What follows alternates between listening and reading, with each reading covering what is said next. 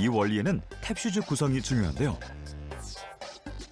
탭슈즈는 크게 4가지 부분으로 나눠져 있는데요. 일단 그 3가지 부분은 일반 신발의 구성하고 똑같아요. 발등을 감싸주는 그 가피라는 부분이 있고요. 중창이라는 게 있어요. 그 다음에 창이라는 부분, 요 3개가 이제 붙여져서 신발이 완성이 되는 거예요.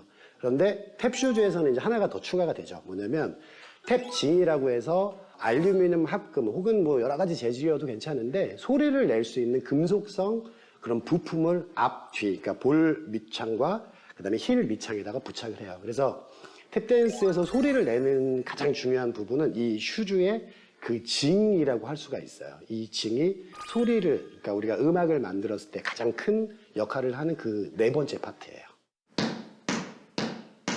특히 탭슈즈 창의 두께에 따라서도 소리가 달라진다고 합니다. 탭슈즈 창은 허리가 이렇게 얇은 게 있고요. 그 다음에 이제 두꺼운 게 있어요. 그러니까 얇다는 건 뭐냐면, 아무래도 얇으니까 탄력, 그러니까 힘이 조금 작죠. 그 다음에 두꺼운 거는 상대적으로 힘이 좀 커요. 그래서 힘이 작게 내려치니 소리가 조금 더 하이톤의 소리를 내고요. 두꺼운 거는 조금 더 큰 힘으로 내려치기 때문에 로우톤의 소리가 나요. 그래서 이 창의 종류에 따라서도 음색이 그리고 음양도 이렇게 바뀔 수가 있어요. 그렇다면 탭슈즈 창의 두께에 따라 어떻게 소리가 다른지 비교해 볼까요? 잘 들어보세요. 먼저 창이 얇은 탭슈즈. 다음 창이 두꺼운 탭슈즈. 차이가 느껴지시나요? 무엇보다 탭댄스의 구성 요소 탭슈즈와 함께 나무 플로어 바닥, 이 2가지 조합에도 과학적인 원리가 숨겨져 있다는데요. 탭댄스를 하면서 소리가 발생을 하는데 그 소리를 발생시키는 원리는 크게 3개의 키워드로 설명을 할 수가 있어요. 그러니까 우리가 흔히 알고 있는 첫 번째 중력, 위에서 밑으로 떨어지는 힘, 그리고 뉴턴의 제3법칙 중에 저희가 작용과 반작용이라는 법칙이 있어요.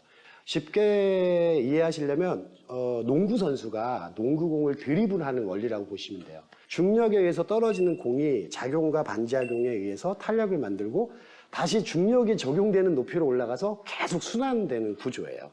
자, 이게 탭댄스의 소리를 만드는 구조인데 이때 2가지 개념이 이제 개입이 돼야 비로소 완성되는 탭댄스의 장르를 완성하는데 탭슈즈의 재질과 플로어의 재질에 따라서 뭐 올라가고 내려가는 이런 그 격차가 좀 날 수 있거든요. 그래서 이 밸런스에 의해서 탭슈즈를 신고 나무 플로어에서 탭댄스를 추는 이유는 돌이나 쇠에 비해서 음악적으로 소리를 가장 극대화시킬 수 있고요. 그 다음에 부상의 위험을 줄일 수가 있어요. 그리고 부가적으로 탭슈즈 창의 두께나 질에 따라서도 되게 다양한 소리를 만들어낼 수 있기 때문에 저희가 탭댄스를 할 때는 탭슈즈를 신고 나무 플로어에서 하게 됩니다. 부상을 줄이는 원리가 있다는 사실 알고 계셨나요? 탭댄스를 처음 시작하시는 분들의 질문 중에 제일 많은 질문이 그 무릎을 다치지 않느냐라는 질문이거든요. 이런 경우는요, 보통 본인한테 맞지 않는 탭슈즈를 선택하셨거나 혹은 잘못된 자세를 익히셨을 때 부상의 위험도가 커져요.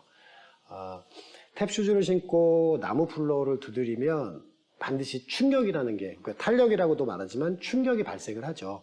이 충격을 저희가 외부로 배출하지 않았을 때는 그게 이제 부상의 원인이 되는데요. 이 충격은 저희가 바운스, 탭댄스를 할 때 하는 그런 움직임이 있거든요. 그러니까 바운스라는 동작을 통해서 충격을 흡수하거나 혹은 신체 외부로 보내서 부상의 위험을 현저하게 줄일 수가 있어요. 그런데 이 바운스라는 동작은 부상을 줄였을 때도 움직여지는 행위이긴 한데 동시에 탭댄스를 할 때 이 내리치는 공간을 만들므로써 이 소리를 계속 반복적으로 돌릴 수 있는 가장 중요한 개념이 되기도 해요. 그래서 탭댄스에서는 바운스를 통한 기본 자세를 정확하게 배우셔야 그 탭댄스를 하실 때 그리고 길게 안전하게 하실 때 되게 도움이 되실 거예요.